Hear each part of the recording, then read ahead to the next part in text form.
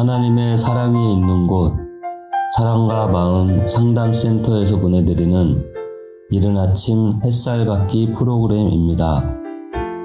이 시간 나에게 말씀하고 계시는 하나님의 음성을 들을 수 있는 시간이 되시길 바랍니다.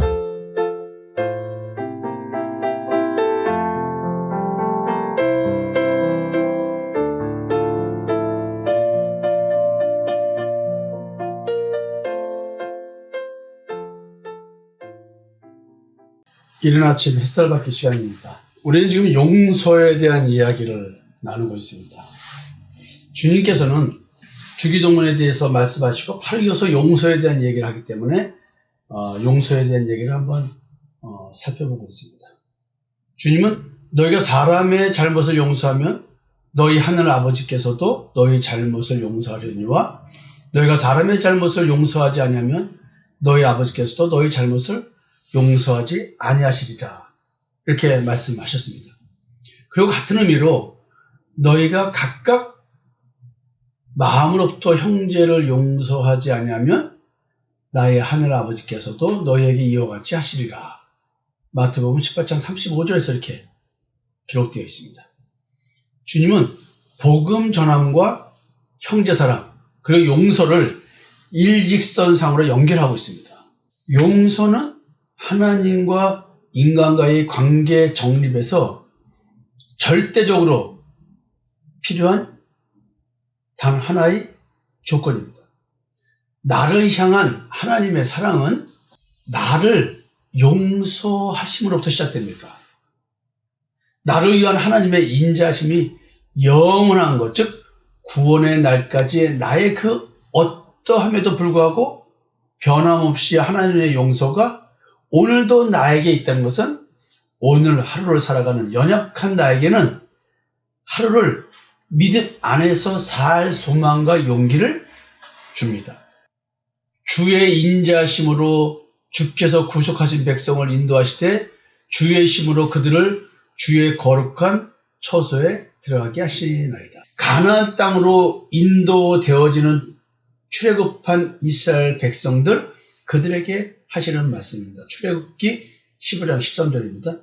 시편 23편 6절에는 내 평생의 선하심과 인자하심이 반드시 나를 따르리니 내가 여호와의 집에 영원히 살리로다.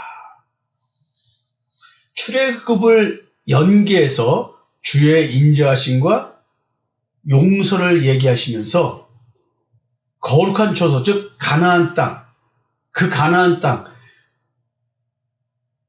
원거주민인 가나안 땅의 7족속 우상 숭배 족속이 완전히 진멸돼서 승리한 상태.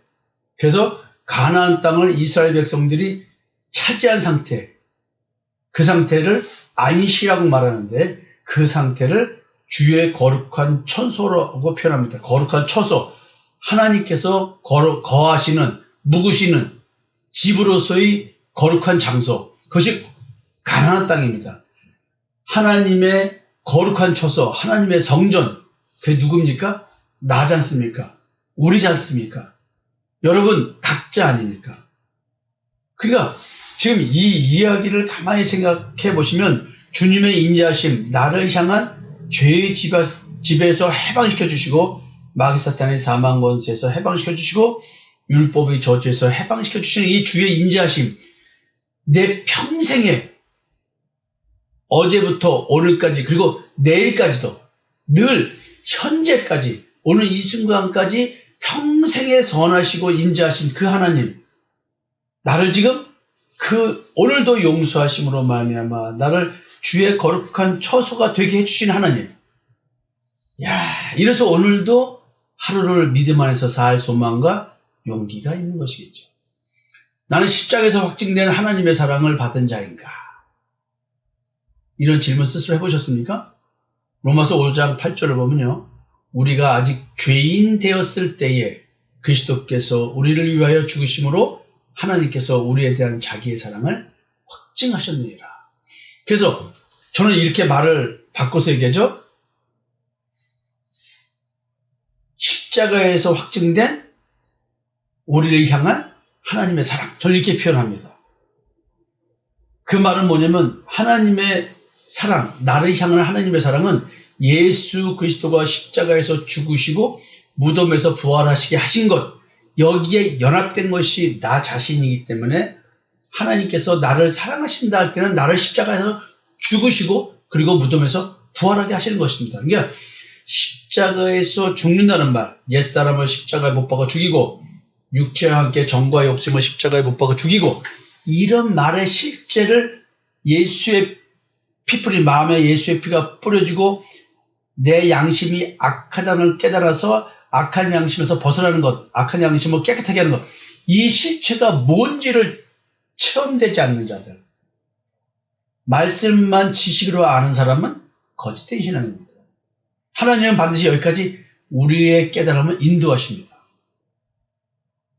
근데 여러분들이 이런 말씀들을 제대로 알으셔야 됩니다. 나는 십자가에서 확증된 하나님의 사랑을 받은 자인가? 오늘 가슴에 한번 새겨봤으면 좋겠고요. 성령으로 말미암아 하나님의 사랑이 나의 마음에 부음받으옵니까? 로마서 5장 5절에는요. 소망이 우리를 부끄럽게 하지 않으면 우리에게 주신 성령으로 말미암아 하나님의 사랑이 우리 마음에 부음받으니. 그러니까 우리의 소망이 부끄럽지 않다. 사실 이것은 구원과 부활의 소망이지만 구원과 부활의 소망을 이루는 두 가지 길이 있습니다. 하나는 율법을 철저히 문자대로 행위로 준수하면서 자기의 의를 추구해서 스스로 자기가 의롭다고 자기 확신을 가짐으로써 나는 구원받을 수 있어, 하나님께 나는 부끄러움이 없어라고 생각해서 소망을 갖게 된 사람과, 나는 도저히 율법을 아무리 지켜도 내 양심이 온전케 되지 못하는 걸 보니 나는 내 힘으로는 의로운 자가 돼서 구원에 이를 수가 없어, 영생에 이를 수가 없어, 부활에 이를 수가 없어. 따라서 나는 나를 구원해 주신 예수 그리스도의 십자가의 대속의 은총을 믿는 믿음으로 밖에는 나는 이 소망을 이룰 수 없어. 이 소망, 선악을 알게 한 나무의 열매를 먹은 자들이 갖는 자기 의를 통해서 이루고자 하는 소망과 구원을 이루고자 하는 소망과 생명나무의 열매를 먹고 내 능력이 아닌 주님의 능력으로 구원의 소망을 이루고자 하는, 부활의 소망을 이루고자 하는 이 소망, 이것이 우리를 부끄럽게 하지 아니한다는 것입니다. 근데 우리는 이 말을 한다는 얘기는 믿음의 의를 추구하는 자들은 늘 어쩌면 태어나기를 율법적 신앙생활을 할 수밖에 없게 태어난 옛사람의 존재들은 본능적으로 믿음의 의를 추구하면서 구원과 부활의 소망을 갖고 살아가는 오늘 하루, 이것이 부끄럽게 느껴지는 공격이 들어올 수 있다는 얘기겠죠? 그렇지만 부끄럽지 아니함을 느낀다는 거예요. 왜요? 성령을 주셨기 때문에. 이 성령이 하나님의 사랑이에요. 하나님의 사랑은 십자가에서 확증된다고 했어요. 그러니까 하나님께서 보내주신 성령이 내 안에 내주하시게 되면 하나님의 사랑이 부음받았으니까 십자가에서 확증된 하나님의 사랑을 느끼고 깨달으니까 내가 십자가에서 죽어가는 것이 무엇인지를 느끼고 깨닫게 되어 있다는 얘기죠. 그냥 만약에 십자가의 죽음이 뭐냐, 당신에게 십자가의 죽음이 어떻게 느껴지고 어떻게 깨달아지고 왜 십자가에 죽어야 되는가, 그리고 무덤에서의 부활이라는 말이 무엇인가, 사망의 몸이라는 것 자체가 내 마음속에는 죄밖에 없고 탐욕과 방탕하다, 이런 이 우상이 있다는 사실, 죄가 왕노타는 사실, 이걸 깨닫지 않으면 우리가 진짜로 하나님의 사랑을 알 수 있을까요? 그러니까 하나님께서 우리 마음에 성령을 주시고 예수의 피 뿌리고 주셨다는 얘기는 양심에 온전치 못함을 깨닫게 되는 건데, 그 양심이 거짓된 소망을 갖고 신앙생활하는 사람들은, 선악을 알게 한 남의 열매를 먹고 살아가는 사람들의 소망은 악한 양심의 지배를 받고 살아가는 걸 모르는 거죠. 하나님이 보실 때는 악하고 내가 느낄 때는 선한 양심이, 그 양심에 대해서 깨닫지 못하면 지금 이 말을 알 수가 없는 거예요. 하나님의 십자가의 확증의 사랑, 사망의 몸, 내 마음속이 그 어떠한 상태라는 것을 알게 해주고 느끼게 해주고 자기 존재가 어떻다는 걸 깨닫게 해서 오늘도 자기 성찰이 이루어져서 믿음으로 가는 오늘 하루, 이래서 살 소망이 있고 용기가 있는 것이죠. 하나님의 형상이신 예수 그리스도의 형상이 나의 마음에 이루어진 증거로 그리스도의 마음을 품고 있는가? 지금 여러분 세 가지 질문 던졌습니다. 지금까지.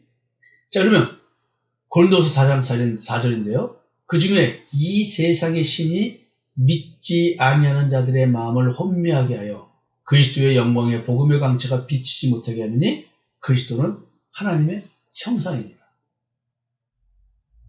지금 여러분 내 마음속에 성령이 내주해서 하나님의 사랑이 내 마음에 역사되기 시작하면 혼돈과 공허와 흠이 깊은 내 마음속에 빛이 비추어지는 것입니다. 그 빛이 뭐냐면 그리스도의 영광의 복음의 광채입니다. 이것이 그리스도의 형상이고 하나님의 형상이에요.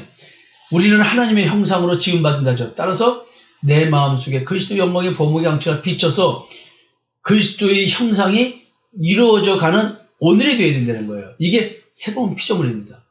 그리고요, 고린도전서 2장 16절에 누가 주의 마음을 알아서 주를 가르치겠느냐. 그러나 우리가 그리스도의 마음을 가졌느니라. 자, 여러분, 내 마음속에 그리스도의 형상, 하나님의 형상이신 그리스도, 그분이 내 안에 하나님의 형상을 이루어져 갑니다. 그리스도의 형상이 하나님의 형상이니까. 그래서 새로운 피조물로서의 성장하는 하루가 되겠죠. 그래서 그리스도의 영광의 복음의 광채, 즉 십자가의 대속의 은총으로 말미암아 주어지는 그 믿음의 의로움을 입어서 율법을 100% 완전히 준수한 자로 인정되는 그 하루, 얼마나 영광된다는 겁니다. 그리스도의 마음, 이게 그리스도의 마음이에요. 이거를 누가 가르치는가? 하나님의 사랑이 우리 마음에 부음받은 자들만이 가능하고 하나님의 형상인 그리스도의 형상이 내 마음속에서 이루어진 자들만이 가능한 것이겠죠. 또 하나 질문해 볼까요? 나는 출애굽을 경험하여 있는 거예요. 자, 출애굽의 의미를 크게 세 가지로 늘 말씀드리잖아요. 죄의 집에서의 해방, 마귀의 사탄의 사망권세에서 해방, 율법의 저주에서 해방. 여러분, 이걸 느끼셨습니까? 나의 옛사람이 십자가에 못 박혀 죽는 것을 깨달으셨습니까? 로마서 6장 6절을 보면요. 우리가 알거니와 우리의 옛사람이 예수와 함께 십자가에 못 박힌 것은 죄의 몸이 죽고 다시는 우리가 죄에게 종노하지 아니하리니. 여러분, 우리는 죄의 종, 율법의 종이라고 합니다. 근데 우리는 율법적 신앙생활 하는 자체가 뭔지를 잘 모르고 있습니다. 영적 정체성의 변화가 없는 사람들은 이 말을 이해할 수가 없는 거예요. 나는 새 언약이 이루어진 자인가? 예레미야 31장 31절에서 33절을 보면요.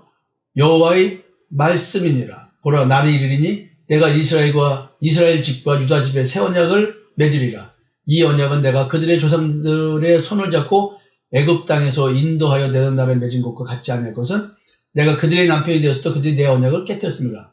여호와의 말씀입니다. 그러나 그날 후에 내가 이스라엘 집과 맺을 언약은 이러하니 곧 내가 나의 법을 그들의 속에 두며 그들의 마음에 기록하여 나는 그들의 하나님이 되고 그들은 내 백성이 될 것이라. 여호와의 말씀입니다. 그러니까 내 마음과 양심 중심으로 하나님과의 관계 맺음이 이루어지는 것, 이게 진짜 하나님과의 언약 맺음입니다.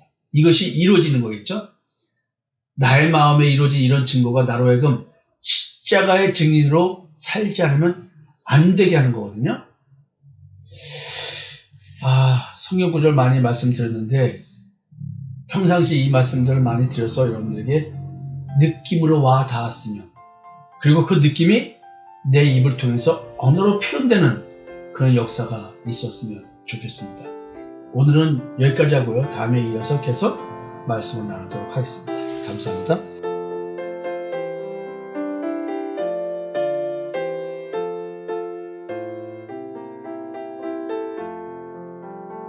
지금까지 사랑과 마음 상담센터에서 보내드리는 이른 아침 햇살 받기 프로그램이었습니다.